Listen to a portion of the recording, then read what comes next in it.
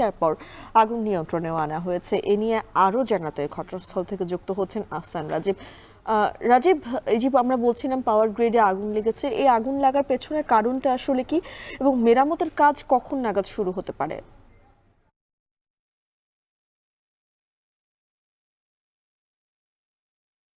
সাতক্ষীরার অদূরে, শহরের যে অদূরে বিনিরপুত এলাকা রয়েছে, এই এলাকায় পাওয়ার গ্রিড লিমিটেডের এখানে যে গ্রিড স্টেশনটি রয়েছে, এটি 132/33 কেভি সাব স্টেশন বিদ্যুতের কেন্দ্রের, এবং এখান থেকে মূলত জেলার বিভিন্ন অঞ্চলে যে গ্রিড ভিত্তিক যে বিদ্যুৎ ব্যবস্থাপনা রয়েছে সেই গ্রিড এগুলোতে বিদ্যুৎ সরবরাহ করা হয়। তো আজ সকালবেলায় এখানে হঠাৎ করেই কিন্তু এই গ্রিডের যে তিনটি স্টেশনের যে তিনটি ইউনিট রয়েছে, একটি ইউনিটে অগ্নিকাণ্ডের ঘটনা ঘটে এবং সেখানে কিন্তু একটি ইউনিট পুরোপুরি ক্ষতিগ্রস্ত হয়েছে বলে এখানকার গ্রিড কর্তৃপক্ষ আমাদেরকে জানিয়েছেন। তারা বলছেন যে ফায়ার সার্ভিস এখানে এসে আগুনটি ইতিমধ্যে নিয়ন্ত্রণে নিয়েছে এবং এখানে তাদের যে সার্বিক মেরামতের যে কাজ সেটি কিন্তু ইতিমধ্যে শুরু হয়েছে।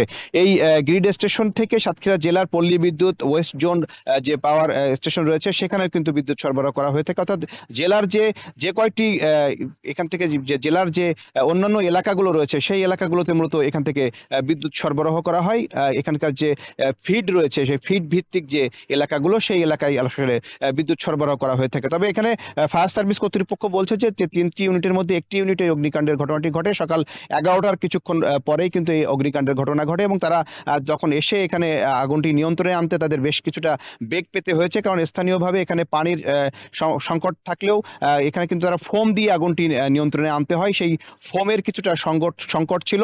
প্রথম ধাপে তাদের ফোমটি ফুরিয়ে যায় এবং দ্বিতীয় ধাপে কিন্তু আবারও গাড়ি যে অন্য স্থান থেকে আসলে ফোম নিয়ে এসে আগুনটি নিভাতে কিন্তু বেশ কিছুটা সময় লেগেছে। সব মিলিয়ে 1 ঘন্টার বেশি সময় ধরে কিন্তু সময় লেগেছে তাদের আগুনটি পুরোপুরি নিয়ন্ত্রণে আনতে। তবে এখন এই গ্রিড স্টেশনের যে সমস্ত কর্মকর্তারা রয়েছেন তারা আমাদেরকে বলছেন যে খুলনা থেকে ইতিমধ্যে তাদের যে ইঞ্জিনিয়ার টিম তারা এইখানে এসে তাদের যে মেরামত কার্যক্রম সেটি শুরু করেছেন এবং বেশ কিছু এলাকায় ইতিমধ্যে বিদ্যুৎ সরবরাহ চালু হয়েছে এবং পর্যায়ক্রমে আস্তে আস্তে কিন্তু সন্ধ্যা নাগাদ আরও বেশ কিছু এলাকায় বেশ কিছু ফিড চালু করা সম্ভব হবে এবং পুরোপুরি বিদ্যুৎ ব্যবস্থা সরবরাহ স্বাভাবিক করতে কিছুটা তাদের সময় লাগবে। তবে এখানকার আবহাওয়া কিন্তু কিছুটা বৈরী রয়েছে।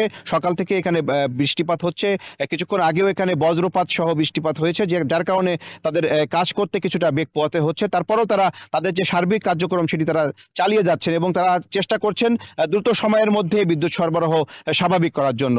তো এই ছিল আমার কাছে সাতক্ষীরা থেকে বিদ্যুৎ পরিস্থিতির সবশেষ তথ্য। মিম।